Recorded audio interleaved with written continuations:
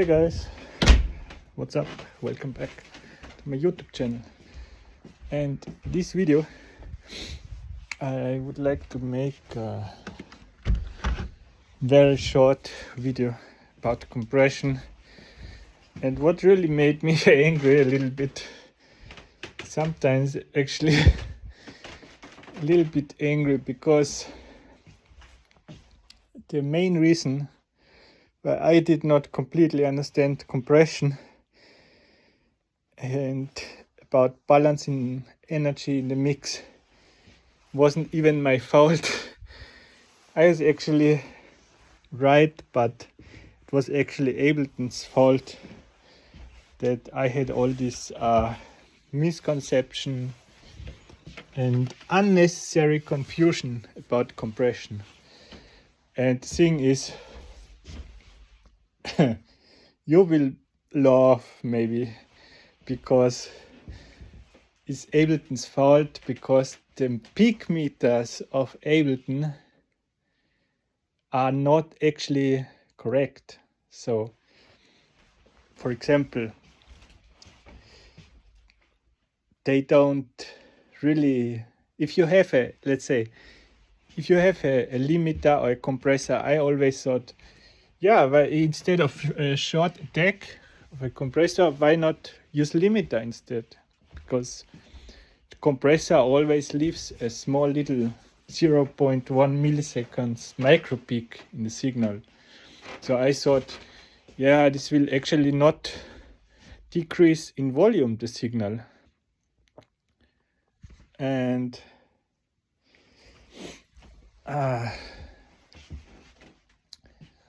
what happens actually, the signal does decrease in volume even when you add a compressor with a very short attack, because Ableton doesn't really care about those micro peaks, because they are actually not audible in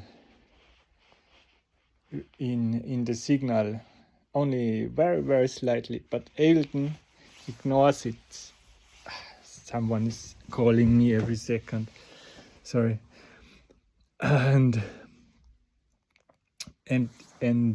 this means even if you set a compressor with a very short attack, the signal will actually decrease in volume, which means you can balance out the energy that the body or the sustain of the signal, for example on a snare drum, will cut through the mix. This means if you have a long attack and the snare drum goes like this, like, how can I say, like this, like very sharp waveform, it could be that you don't hear the snare drum in the mix. But if you have a compressor with a very short attack, like, it will chop off the transient instantly. And I always knew this since the beginning. When I started making music, I always knew it. But I was only confused because Ableton does not show actually the true peak volume signal. That's made me a little bit angry, to be honest. And if you have very short attack, yeah, it will chop off the transient and signal will actually get quieter. Even if you have a little micro peak in signal, like 0.1 millisecond, doesn't matter. Peak meters of Ableton ignore it. This means signal is quieter, and then you can bring up signal much more to be heard in the sustain, more in the mix. It's actually basically it's the same like limiter, just with the compressor you have like a little smack. That's the difference. And I always thought because of this smack that you don't change the peaks in volume, but actually you get this smack and you actually change the signal in volume. So the real thing is Ableton says they're showing the peak value, but actually what they're showing is a mix between peak and RMS. They're not showing the true peaks. They're showing a mix between peak loudness and perceived loudness, because if they would show the true peak and you get that smack of the compressor and you have this tiny little transient, then signal would not decrease in volume. And this is what really confused me and completely made me crazy about compression. Like, why does this decrease in volume? But yeah, now I finally get it, that why you would use a compressor over a limiter is just to get that initial smack, that bam, that you hear on the drums, like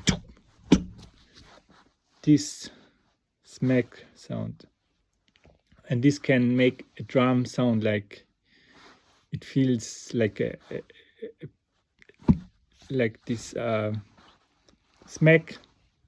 I don't know any other word in the mix, and that it also cuts through the mix, even if you have the initial punch. It's actually more a smack, yeah. Whatever you want to call it, I like to call it like this because it's the most logical thing to me. Yeah, anyways, guys, I hope I could clarify that. I hope it was helpful to at least someone of you. If I forgot something, please let me know. I appreciate any help if I forgot something or anything, and leave it in the comments, please, if I forgot something. Thank you, guys. Have an amazing day.